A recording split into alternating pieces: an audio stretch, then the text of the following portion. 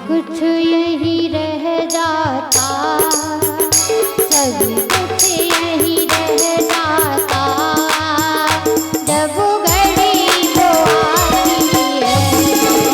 सब कुछ यही रह जाता, जब घड़ी वो आती है। सब कुछ यही रह जाता, सब कुछ यही रह जाता, जब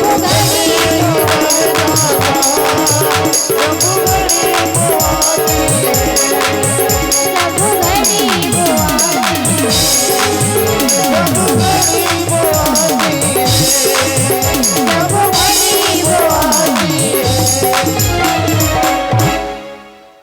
बोलिए वृंदावन बिहारी लाल की जय हो, सच्चे दरबार की जय हो।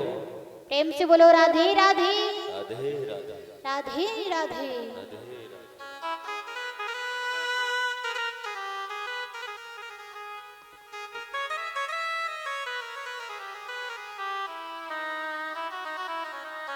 आइए सभी भक्त मिलकर के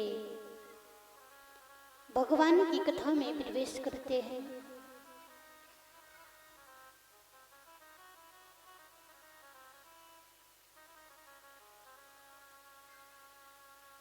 सुखदेव जी महाराज कहते हैं, राजन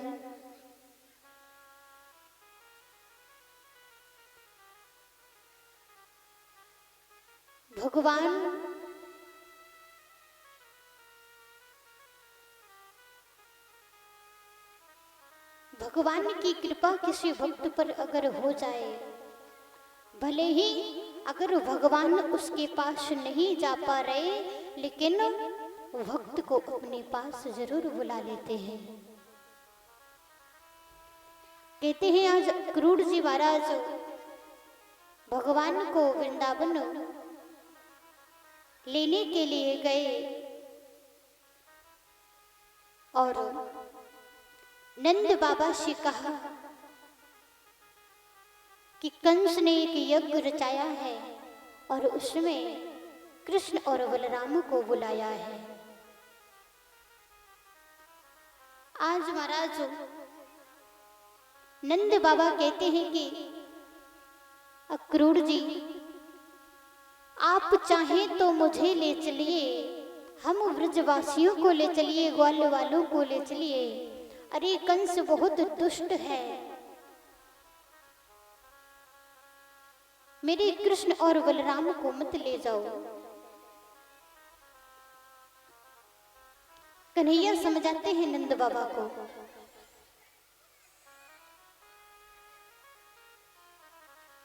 कन्हैया कहते हैं, बाबा आप चिंता क्यों कर रहे हैं? अरे आपको तो सब पता है कि मैं इस पृथ्वी पर क्यों आया हूं। नंद बाबा को समझाया और जाकर के महाराज अक्रूर जी यशोदा के पास गए। जब यशोदा मैया के पास गए और यशोदा मैया को जब पता चला कि मेरे कृष्ण और बलराम को अक्रूर जी मथुरा ले जाने के लिए आए हैं, तो महाराज आज मैया अक्रूर जी से कहती है, चाहो तो मुझे ले चलो, यज्ञ रचाया है कंस ने, लेकिन कंस बहुत ही दुष्ट है।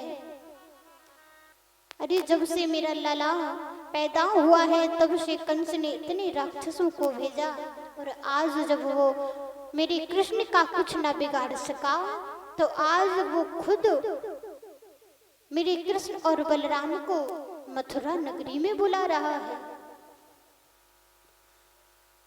यशोदा मैया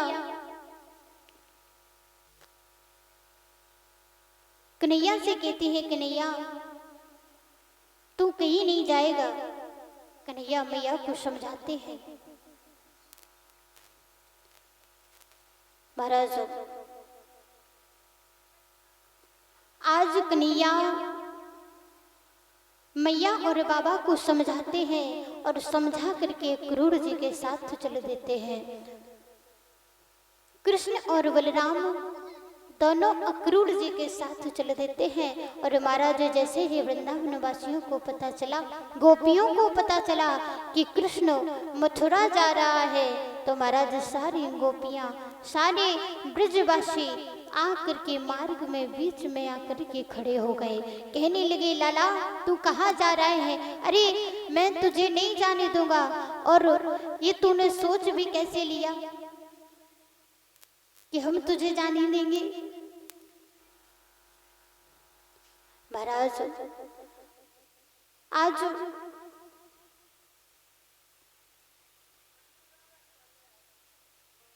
भगवान कृष्ण गोपियों को समझाते हैं, लेकिन कोई नहीं मानता। आज महाराज ग्वाल वाले कहते हैं, अगर कन्हैया तू जा रहा है ना तो हम भी तेरे साथ चलेंगे। नंद बाबा कहते हैं, हम भी तेरे साथ चलेंगे। महाराज नंद बाबा और ग्वालों के साथ कृष्ण और बलराम जाने लगे। भगवान ने कहा कि आप लोग चिंता क्यों कर रहे हैं? अरे हम जल्द ही वापस आएंगे, जाएंगे, लेकिन आप जब याद करेंगे तभी हम लौट करके वापस आ जाएंगे। महाराज आज अक्रूर जी चलना प्रारंभ कर देते हैं। रथ में कृष्ण और बलराम ग्वाल वाले और नंद बाबा को बिठाया और मथुरा के लिए प्रस्थान किया।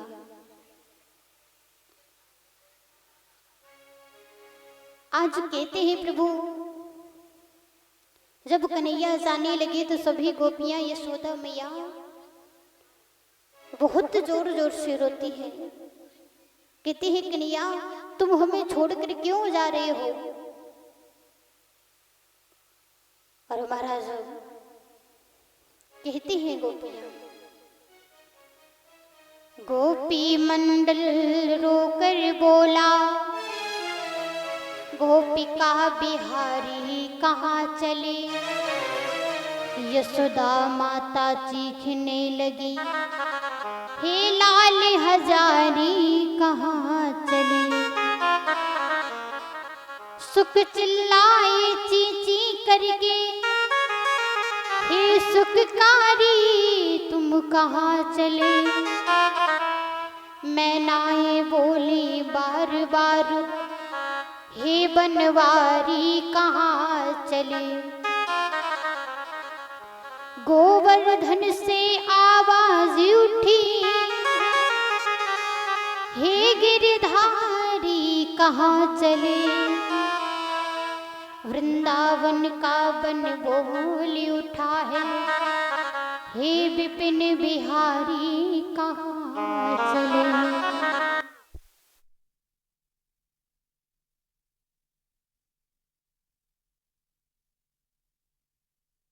दीक्षित जी कहते हैं, गुरुदेव ये गिरिराज जी कौन थे? गोवर्धन महाराज कौन थे?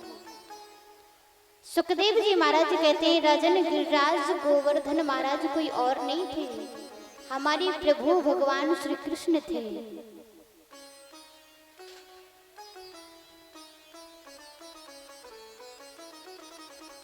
आज कन्हैया ने सभी वृंदावन वासियों के साथ गिरिराज जी महाराज का पूजन किया।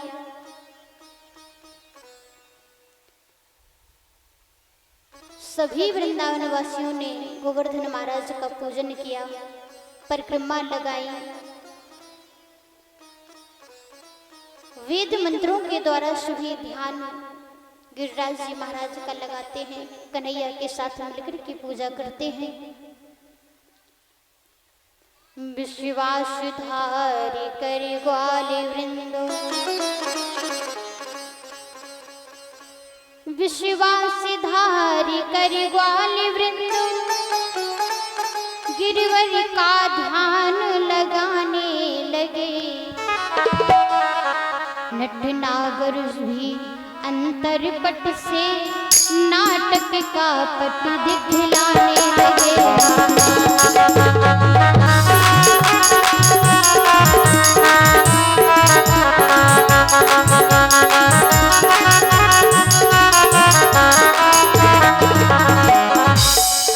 विश्वासदार कर ग्वाल वृंद गिरवर का ध्यान लगाने लगे। नटनागर भी अंतर पट से नट नाटक पट दिखलाने लगे।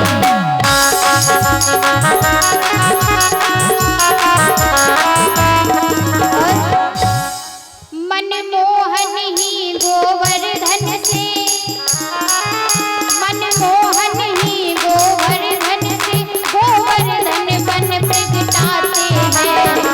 और मनमोहन के अगुआ बनकर सबको वह कूट दिखाते हैं।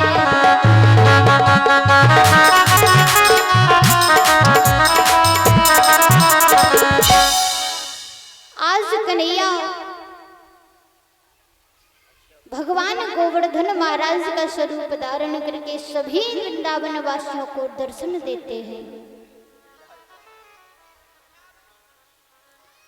ग्राम वासियों ने नेत्र बंद करके गिरिराज जी महाराज का पूजन किया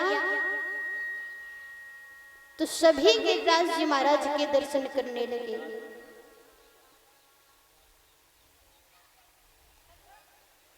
आज महाराज जब सभी नगरवासियों के साथ नंद बाबा ने कन्हैया के साथ मिलकर के सभी ने जब गोवर्धन महाराज का पूजन किया, इधर महाराज इंद्र को पता चला कि कन्हैया के कहने पर सभी वृंदावन वासी मेरी पूजा ना करके गिरिराज की पूजा कर रहे हैं। महाराज इंद्रदस्तदात्मनः पूजामुविज्ञायतां नृपो गोपिभ्यः कृष्णनभेभ्यो नंदादिभ्यः श्रुकोपशः। इंद्र को मालूम हुआ आज ब्रजमंडल वासियों ने गोवर्धन की पूजा की है, हमारी पूजा ब्रज में वंद हो गई है। और वंद किसने करवाई? कन्हैया ने। आज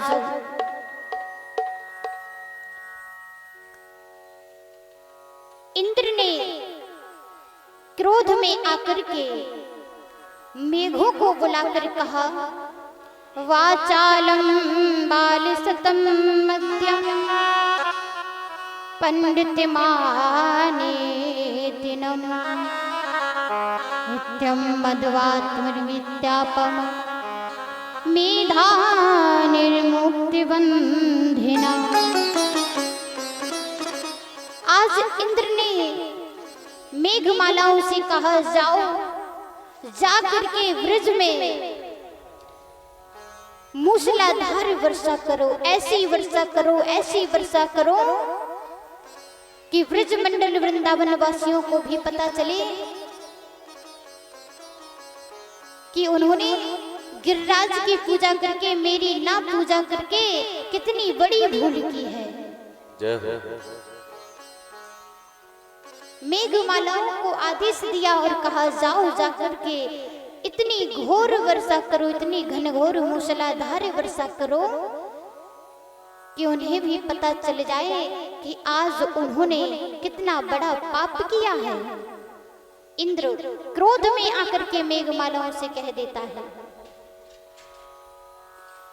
इंद्र की आज्ञा पाकर के सभी मेघ जाकर के ब्रजमंडल में वर्षा करने लगे। जब महाराज वर्षा करने लगे तो ब्रजमंडल वासियों ने सोचा कि हो सकता है ये गिरिराज जी महाराज की कृपा हो। अरे थोड़ी देर के लिए वर्षा होगी, लेकिन जब बरसात तो होती रही लगातार 2-3 दिन वर्षा होती रही। तो महाराज आज सभी वृंदावनवासी ब्रजवासी कन्हैया के भवन में, नंद बाबा के भवन में कन्हैया के पास जाते हैं। सभी नगरवासियों ने कन्हैया को बुलाया और सभी की पुकार सुनकर के कन्हैया बाहर आए। कहने लगे, अरे क्या बात है, आप क्यों घबरा रहे हैं? घबराओ मत। जब महाराज जी कहा कि घबराओ मत, तो सभी नगरवासी कहने लगे, कन्हैया मुझे लगता है इंद्रदेव नाराज हो गए हैं, हमने उनकी पूजा नहीं की तुम्हारे कहने पर। हमें लगता है कि इंद्र देवता नाराज हो गए हैं। आज कन्हैया कहते हैं, चलो अगर इंद्र देवता नाराज हो गए हैं तो हमने जिसकी पूजा की है अब हमारी रक्षा वही करेंगे। गोवर्धन महाराज की शरण में चलो।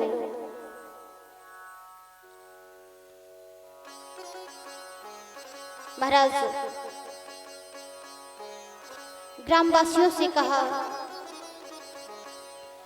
अपना पशुधन, खाने पीने की चीजें सब उठाओ और चलो जाकर के गिरिराज जी महाराज की शरण में चलते हैं। अब हमारी और आप सभी की रक्षा वही करेंगे।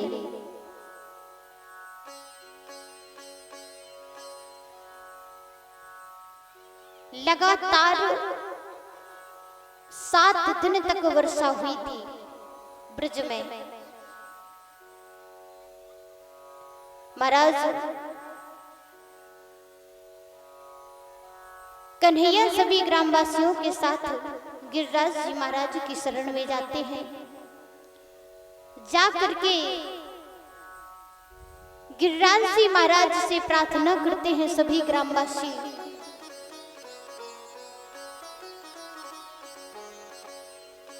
और जब प्रार्थना की,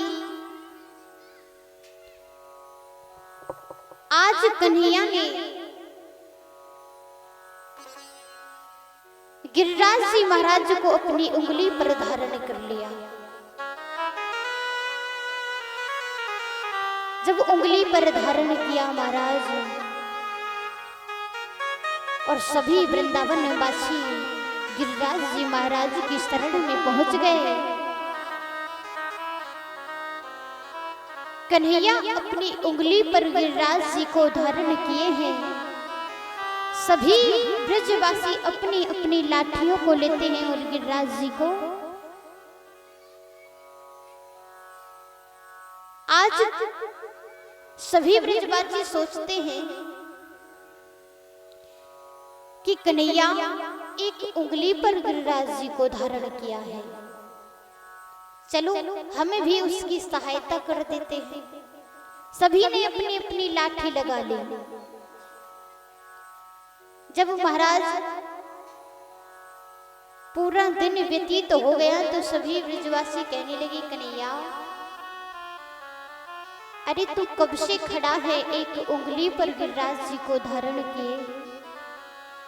एक काम कर, तू आराम कर ले, तब तक मैं गिरिराज जी को, हम सभी ब्रजवासी अपनी अपनी लाठियों को लेकर के गिरिराज जी को धारण कर लेंगे। जैसे ही कहा तो कन्हैया महाराज कहते हैं, नहीं नहीं आप नहीं कर पाएंगे। बोले क्यों? अरे तू इतना छोटो सो लाला है, जब तू एक उंगली पर धारण कर सकता है तो हम इतनी सारी ब्रजवासी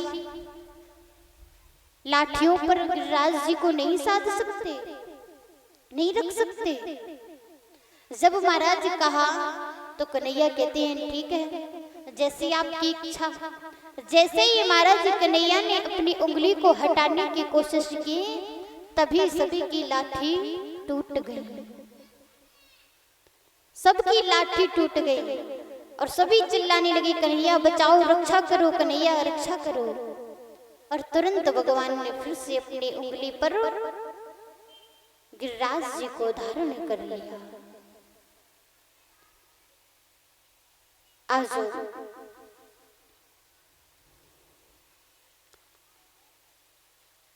सभी ग्रामवासी गिरिराज जी महाराज से प्रार्थना करते हैं, प्रभु रक्षा करो।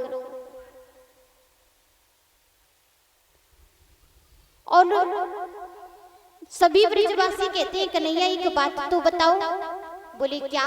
बोले एक बात तो बताओ, तुम्हारे पास इतना बल कैसे आया? तुम्हारी उंगली में इतनी ताकत कहां से आई? अरे तुम्हारी अंदर इतनी ताकत कहां से आई जो तुम एक उंगली पर गिरिराज जी को धारण किए हो? कन्हैया कहते हैं, आपको एक बात तो बताओ। बोले बताओ। बोले मुझे एक शक्ति मिली है। बोले कैसी शक्ति?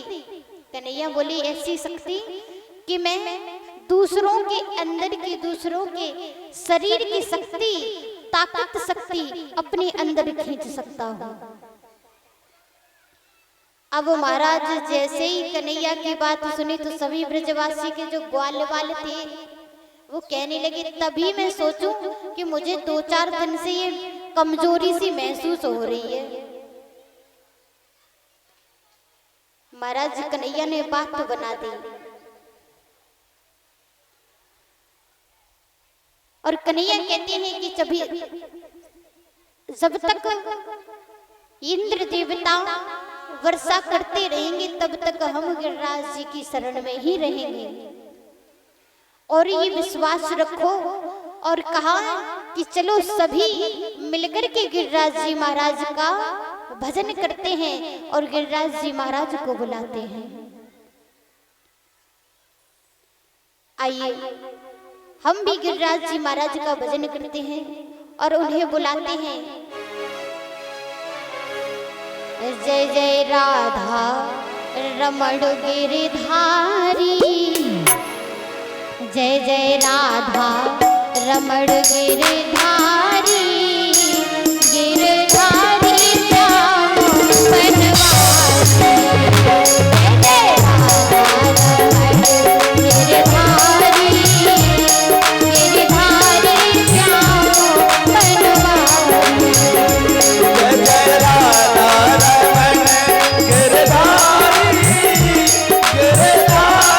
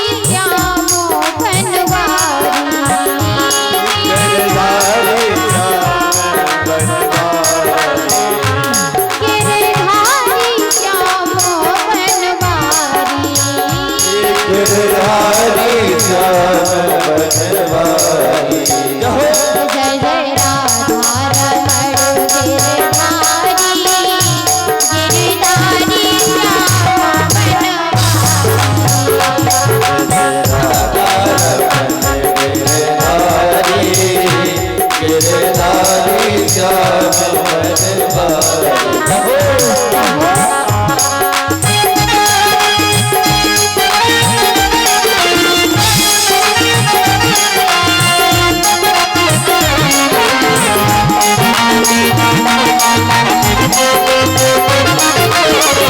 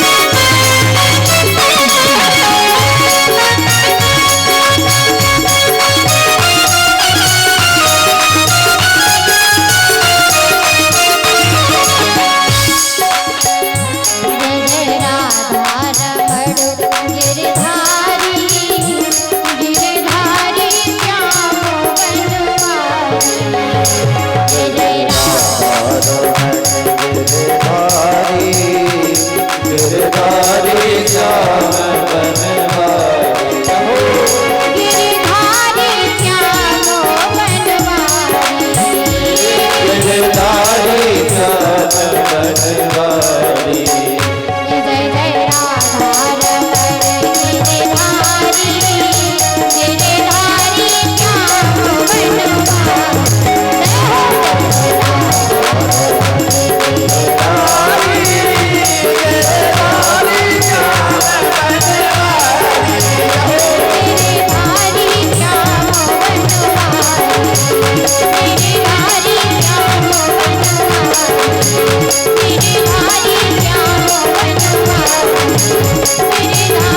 श्याम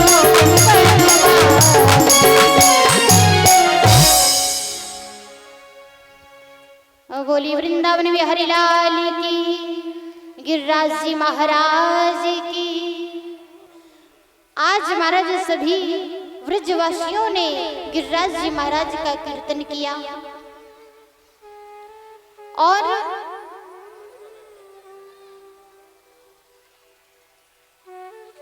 कन्हैया ने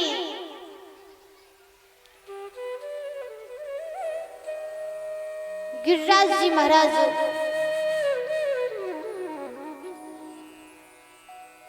को उंगली पर धारण किया हुआ था। लगातार 7 दिन तक वर्षा हुई। गिरिराज जी महाराज ने सभी ब्रजवासियों की रक्षा की। जब 7 दिन तक वर्षा की, महाराज आज इंद्रदेव ने सोचा कि जरा चलकर तो देखूं। अभी तक तो सभी ब्रजमंडल के वासी और जितना भी ब्रजमंडल था, वृंदावन था, डूब गया होगा। आज देखिए कन्हैया की लीला। जैसे ही महाराज देवराज इंद्र आकाश में आकर के महाराज देखते हैं, ब्रजमंडल को देखते हैं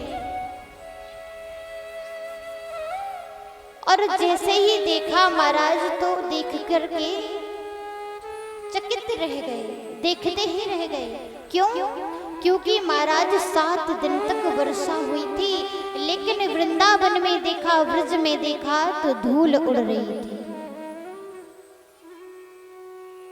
वृंदावन में जब इंद्रदेव ने देखा कि अभी तक तो वृंदावन डूब गया होगा, लेकिन महाराज 7 दिन तक वर्षा की, लेकिन ब्रजमंडल का कुछ न बिगाड़ सके। जब ब्रजमंडल में देखा तो ब्रजमंडल में धूल उड़ रही थी।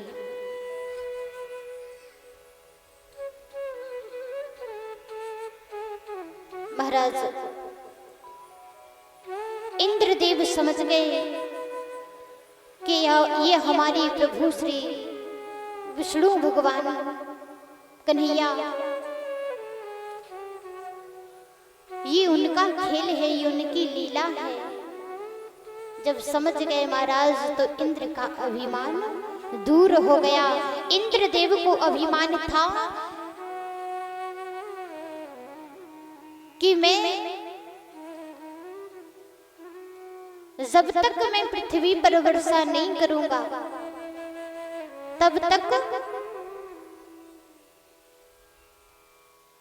पृथ्वी वासियों को कोई भी अनाज उगने का या धरती पर जमीन पर जो खेती होती है, सभी धरतीवासी, पृथ्वीवासी भूखे मर जाएंगे। उनको अभिमान था कि मैं धरती का पालन करता हूं।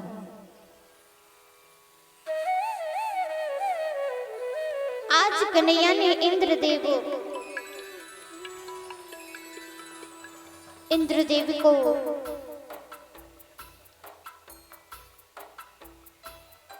उनके अभिमान से दूर किया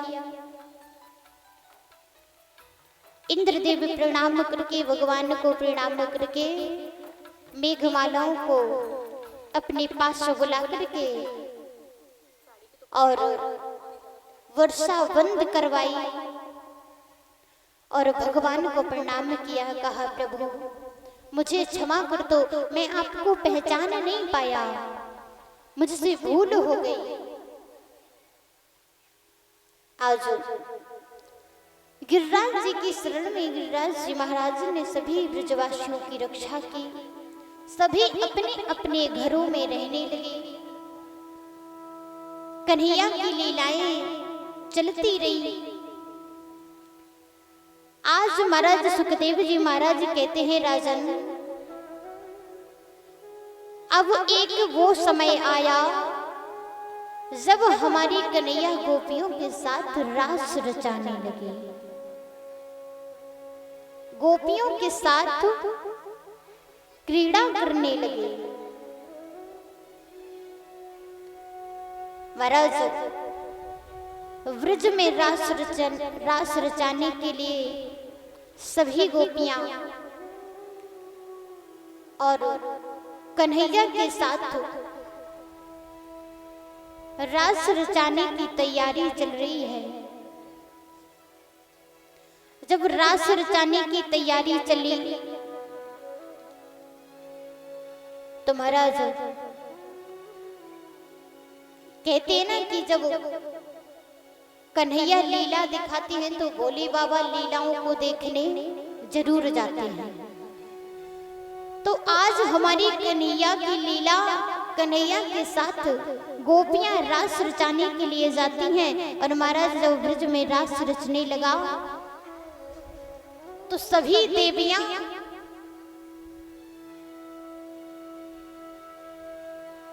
कन्हैया के साथ रास रचाने के लिए आई और पार्वती जी बोली, स्वामी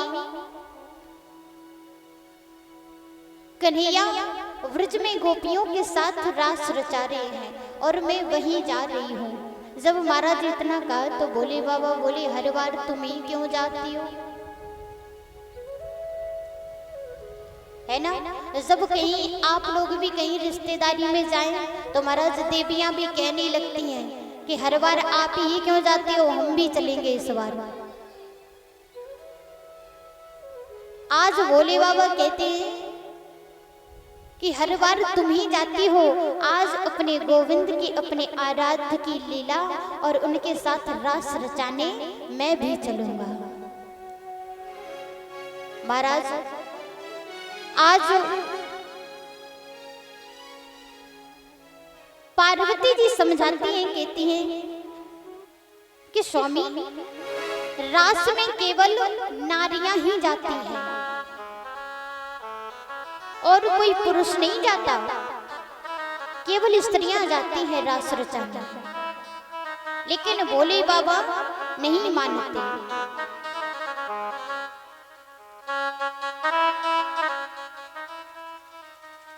एक दिना भोले भंडारी, एक दिना भोले भंडारी बन कर के व्रज नारी वृंदावन आ गए हैं, वृंदावन आ गए हैं, वृंदावन आ गए हैं, वृंदावन आ गए हैं। एक दिना भोले भंडारी बन के ब्रज की नारी वृंदावन आ गए हैं, वृंदावन आ गए हैं। भोले बाबा कहते हैं कि देवी मुझे भी नारी बना दो, मुझे आज ऐसा सजा दो जैसे नारियां सजती हैं, तो हम भी आपके साथ ब्रज में जाएंगे।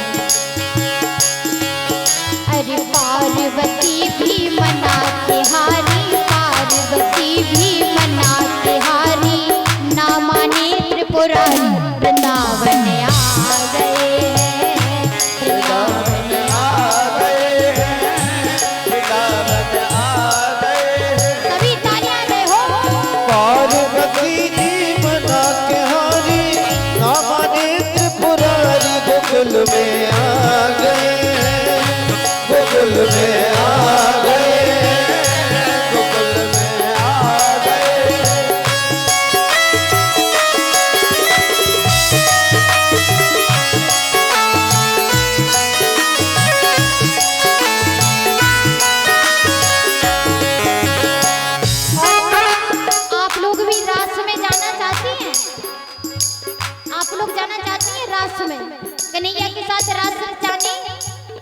रास रचाने के लिए जाना है तो धीरे धीरे झूमते हुए मस्त होके रास रचाने के लिए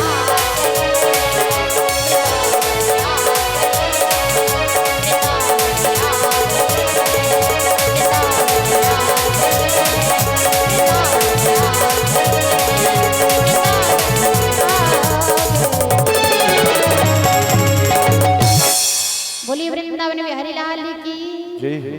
गोपेश्वर भगवान की। आज महाराज ब्रज में जब भोले बाबा पहुंच गए, कन्हैया समझ गए और जैसे ही बंसी को बजाया तो भोलेनाथ सुध बुध भूल करके और नृत्य करने लगे। जब नृत्य किया तो सुध बुध भूल गए थे महाराज। ये नहीं पता था कि आज हम नारी बन करके छुप करके आए हैं।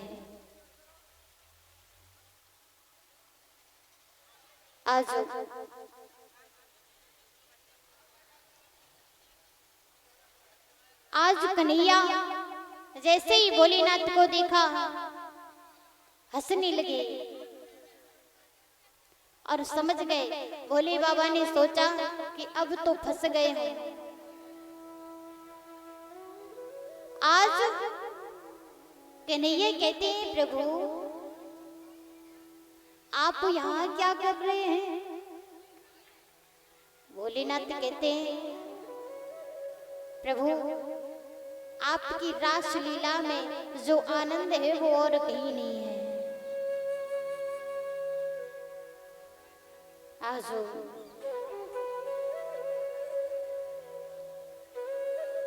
सुखदेव जी महाराज कहते हैं राजन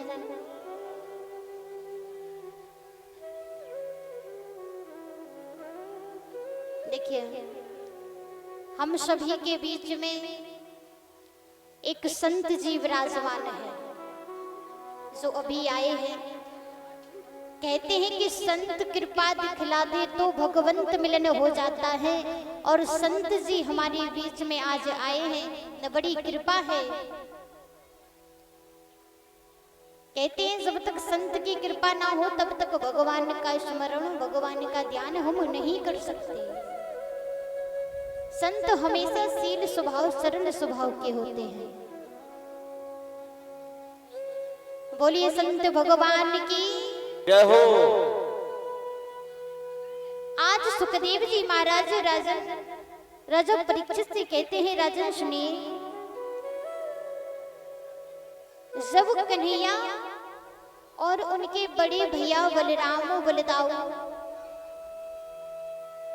कन्हैया और दाऊ गैया चराने के लिए वन में जाते तो महाराज जितने कंस ने जितने राक्षसों को भेजा सबका उद्धार किया।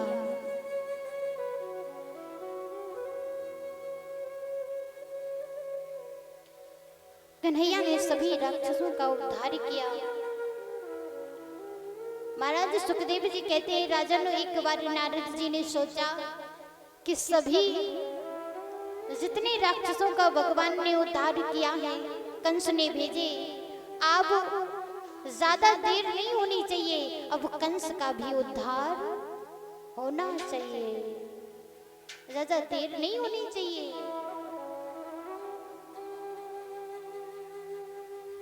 महाराज नारद ने सोचा यहाँ अब होती है देर, जल्दी मिटना चाहिए निश्चर का अंधेर। नारद जी कहते हैं कि अब ज्यादा देर नहीं होनी चाहिए, जो ये कंस जितना पाप कर रहा है निश्चर है, आज ज्यादा देर नहीं होनी चाहिए। और जा करके महाराज कंस के यहाँ मथुरा नगरी में नारद जी गए।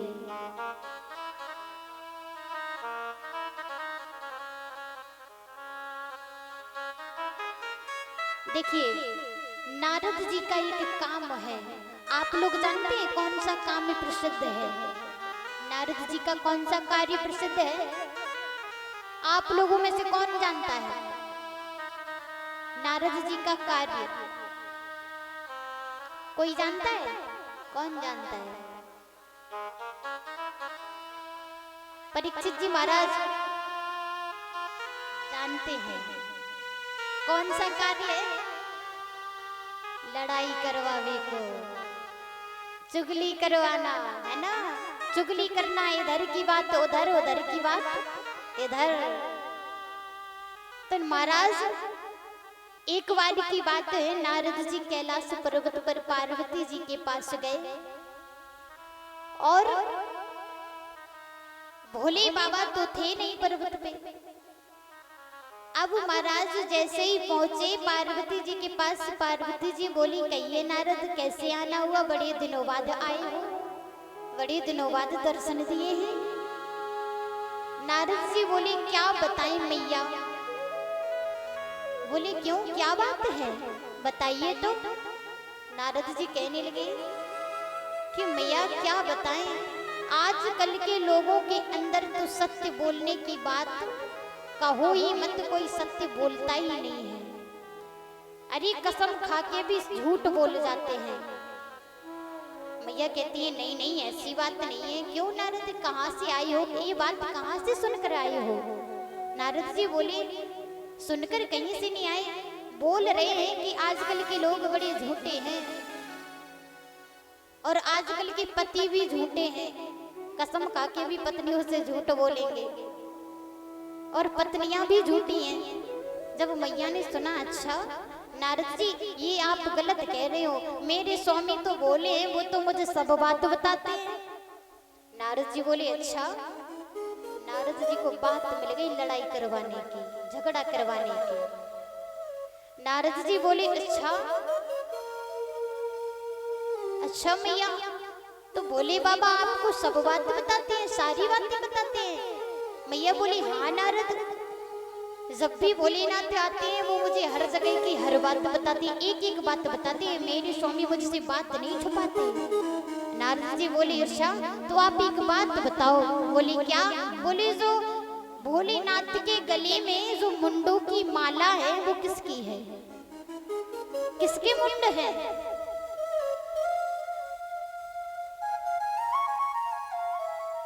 महाराज आजो नारद जी ने कहा कि बताइए।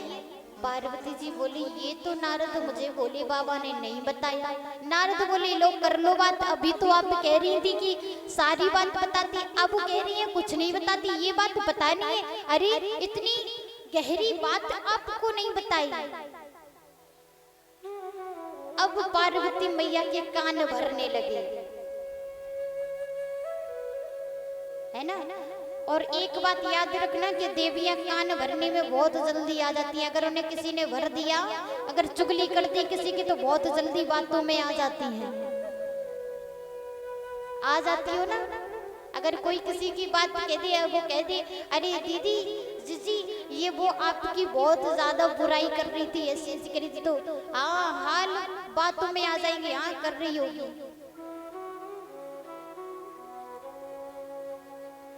महाराज आज नारद जी ने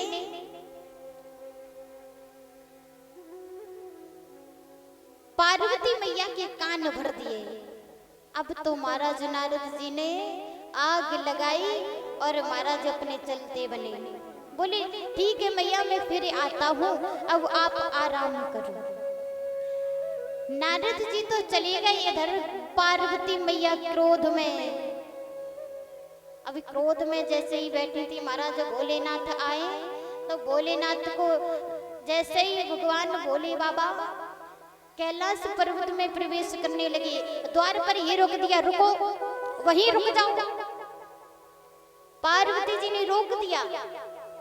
देवियों की आदत होती है, जब तक वो एक बात अपने पति से मनवा ना ले, पूछ ना ले, तब तक वो छोड़ती नहीं है, जब तक पूछ ना लेंगे।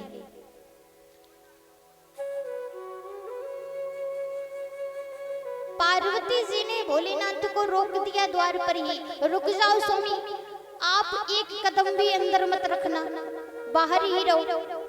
भोलेनाथ जब भोलेनाथ कैलाश पर्वत पर आ रहे थे तो महाराज भोले बाबा ने देख लिया था कि नारद जी आए हैं, और भोलेनाथ समझ गए कि आज भोलेनाथ ने देखा कि नारद जी आए तो भोले बाबा समझ गए कि आज कुछ ना कुछ गड़बड़ तो कर गए हैं, कुछ ना कुछ आग लगा कर तो गए हैं। भोले बाबा समझ गए। जब समझे महाराज तो आज पार्वती जी ने रोका। भोलेनाथ कहते हैं देवी बात क्या है बताओ तो। पार्वती जी कहती है आप मुझे जब तक एक बात नहीं बता देंगे तब तक आप अंदर प्रवेश नहीं करेंगे। भोलेनाथ तो बोले देवी बताओ तो बात क्या हुई है। बोले अरे आप बहुत बड़े कपटी हो। भोलेनाथ बोले हम कपटी हैं। बोले हाँ आप बहुत बड़ी कपटी हो। बोले क्यों क्या हो गया। अरे आप हमसे बातें छुपाते हो। भोलेनाथ बोले मैंने कौन सी बात छुपा ली बताओ तो, कौन सी बात छुपाई है। पार्वती जी कह रही अच्छा एक तो बात छुपाते हो और कहते हो कौन सी बात छुपाई है। महाराज भोले बाबा कहते हैं देवी बात तो पूछो कि बात क्या है बताओ तो। जब पार्वती जी ने कहा कि आप एक बात बताओ ये जो गले में आपके मुंडों की माला ये किसकी है। भोले बाबा कहते हैं लो इतनी सी बात थी फिर आप इतना क्रोध क्यों कर रही हैं, इतनी क्रोध में क्यों हो। पार्वती जी बोली पहले मेरी बात का जवाब दो उसके बाद मुझसे कोई प्रश्न करना। पार्वती जी ने जैसे ही पूछा भोलेनाथ कहते हैं देवी सुनो ये जो आपकी जो हमारे गले में मुंडों की माला है ये आपके मुंडों की माला है देवी। मैं आपसे बहुत प्रेम करता हूँ तभी तो आप जितने बार आपकी मृत्यु हुई है जितने बार आप मुझे छोड़ कर गई हैं तो मैं आपके बिना रह नहीं पाता था। इसलिए आपके जितनी बार आपकी मृत्यु हुई उतने ही मुंड मेरे गले में है। ये मुंडों की माला आपकी ही है देवी। अब तो महाराज पार्वती जी की गुस्सा और बढ़ गई और क्रोध बढ़ गया। बोली अच्छा तुम आप एक बात और बताओ। बोले क्या। बोले हर बार मैं ही क्यों मरती हूँ आप क्यों नहीं मरते। बोले हर बार मैं ही क्यों मरती हूँ ये बताओ। भोलेनाथ ने कहा देवी हमने अमर कथा सुनी है। अब तो पार्वती जी का क्रोध से महाराज क्रोध इतना आने लगा। पार्वती जी बोली अब आप कपटी नहीं अब आप महाकपटी हो। बोली महाकपटी। बोले हाँ अब आप महाकपटी हो। बोले क्यों। बोले अच्छा मतलब अगर आप हमसे प्रेम करते हो तो आपने हमें अमर कथा क्यों नहीं सुनाई, क्यों नहीं सुनाई अमर कथा। जब आप अमर हो सकते हैं तो हमें भी अमर कथा सुना देते। आज महाराज भोलेनाथ कहते हैं देवी अमर कथा सुनना कोई सरल बात नहीं है। अगर हम आपको अमर कथा सुनाएंगे अमर कथा का तेज इतना होता है कि जो भी सुनता है उसे निद्रा देवी पधार जाती है, नींद आने लगती है। हर कोई नहीं सुन पाता, हर कोई श्रवण नहीं कर पाता अमर कथा। जब महाराज इतना कहा तो पार्वती जी कहती हैं स्वामी अब मैं कुछ नहीं सुनना चाहती। आज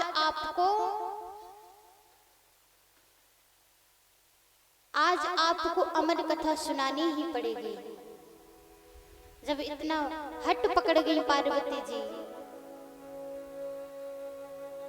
आप लोग एक बात बताओ देवियों, आप लोग अपने पतियों से हट पकड़ती हो, जिद करती हो अपने पतियों से? नहीं करती। झूठ मत बोलो, जिद तो करती हो।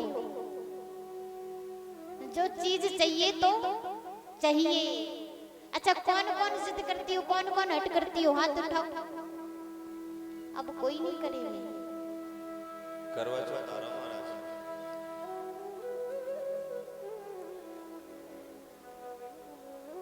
महाराज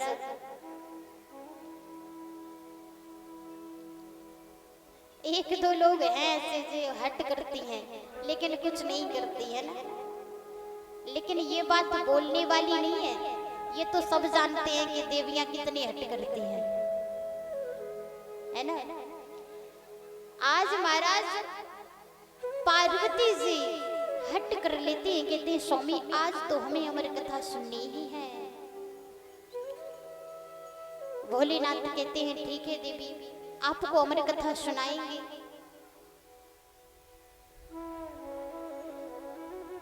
अमर कथा सुनाई, सुनाने के लिए जाकर के महाराज आसन में बिठाए, आसन पर बैठाया और अमर कथा देवी पार्वती को सुनाने लगे, श्रवण कराने लगे।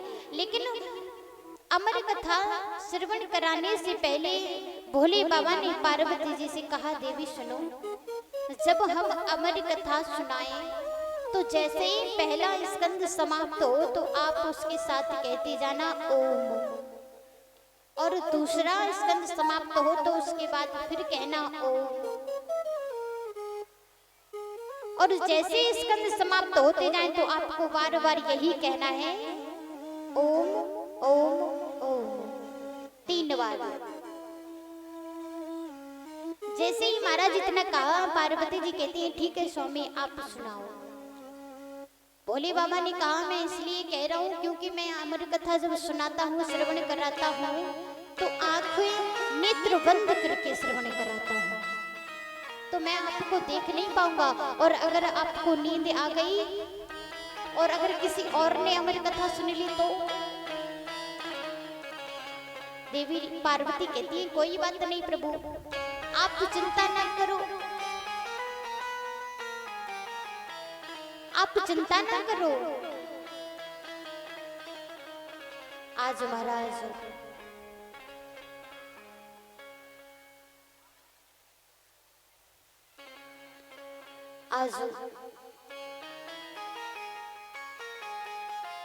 सभी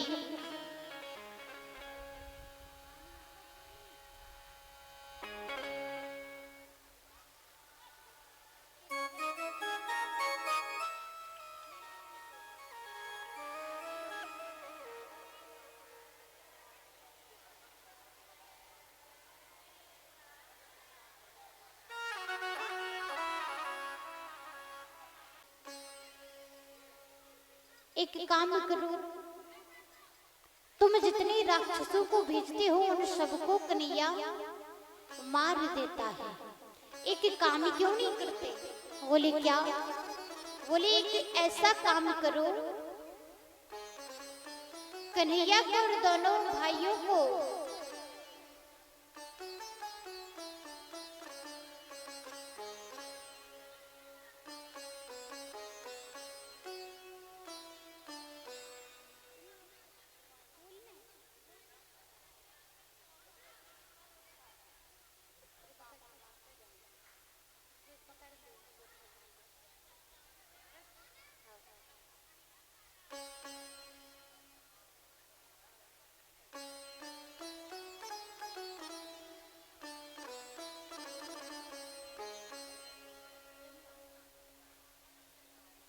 और ये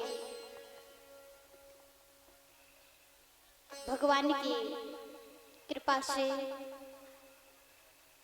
भगवान के ऐसे ऐसे भक्त हैं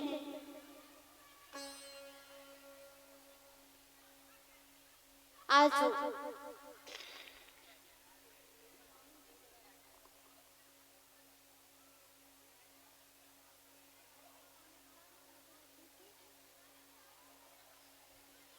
आज सम्मान किया है हमारे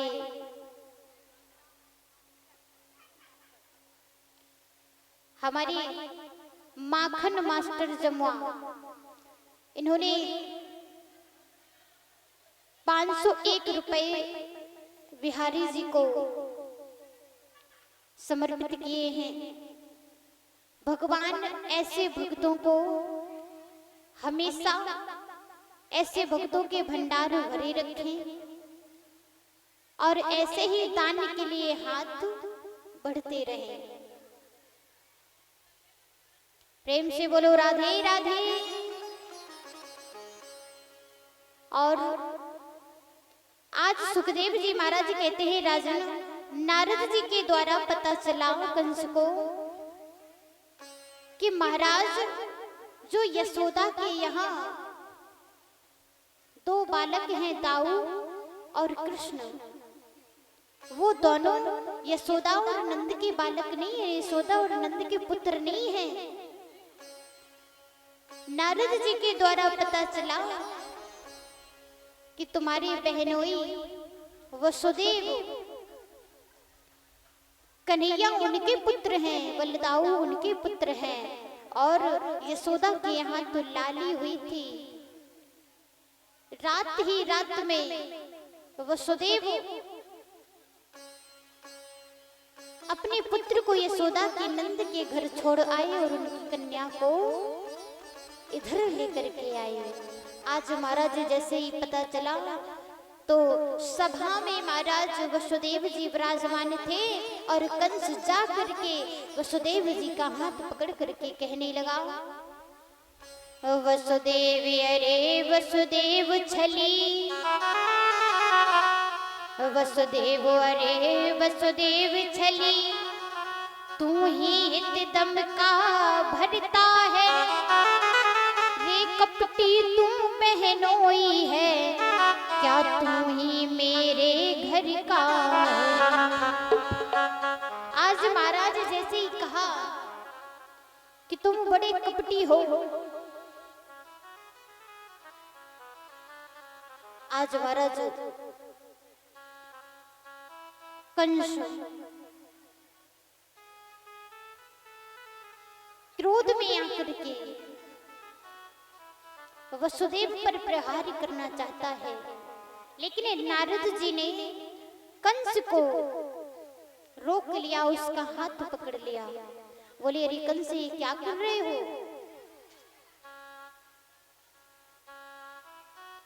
महाराज नारद जी समझाते हैं, वसुदेव को मार करके तुम्हें क्या मिलेगा? अरे जो तुम्हारी असली समस्या है उसको तो निवारो, उसका तो निवारण करो। इधर उधर किसी को मार कर क्या मिलेगा? आज महाराज नारद जी ने कहा, कंस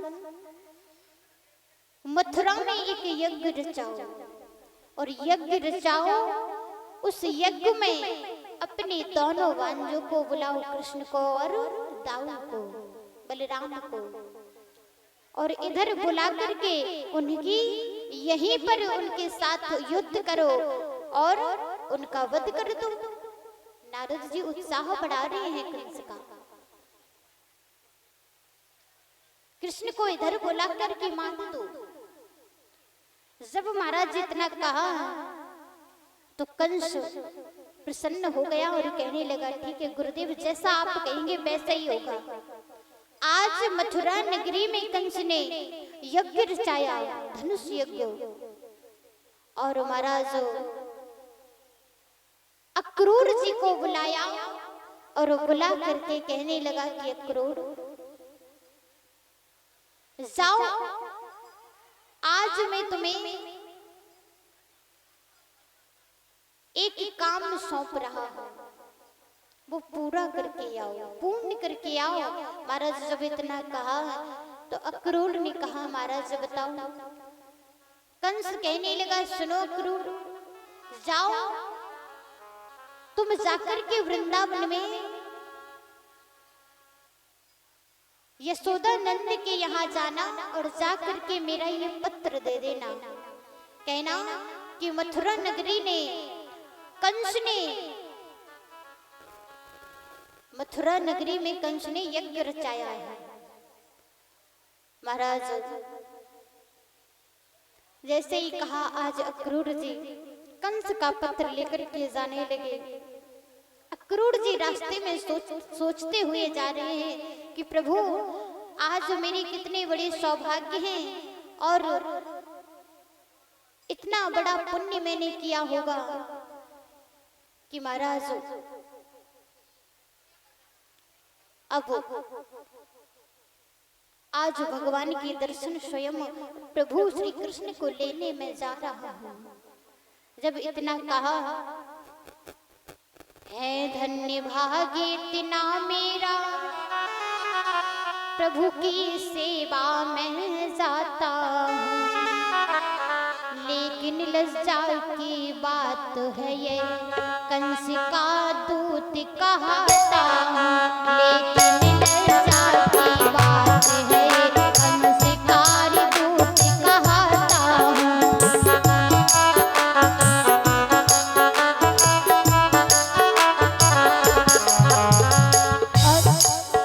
हो गई पुराकृत पुण्य उदय, हो गई पुराकृत पुण्य उदय। क्या पता पवन से जीवन के, जिसके कारण दर्शन होंगे जन रंजन के, भय बंधन के, जिसके कारण दर्शन होंगे। आज महाराज क्रूर जी सोचते हुए जा रहे हैं और अक्रूर जी ने परमात्मा श्री कृष्ण जी बलराम के स्वरूप को मन में धारण कर वृंदावन में पहुंचे और जाकर के महाराज देखा कन्हैया पीतांबर शरीर पर डाले हैं और महाराज दोनों भाई बड़े ही मंद मंद मुस्काए जा रहे हैं। अक्रूर जी ने देखा कि सौरो श्यामल श्वेतो श्रीनिकेतो ब्रह्मंडजो सौमुखो सुंदर वरो वाल दुर्द विक्रमो। कन्हैया को देखा क्रूर जी ने, बहे मोर मुकुट साविरी भवन, वही अलग झलक घुंघराली है। वह रान ललित पीतांबर की, बोली की असल निराली है। आज अक्रूर जी ने देखा कन्हैया के स्वरूप को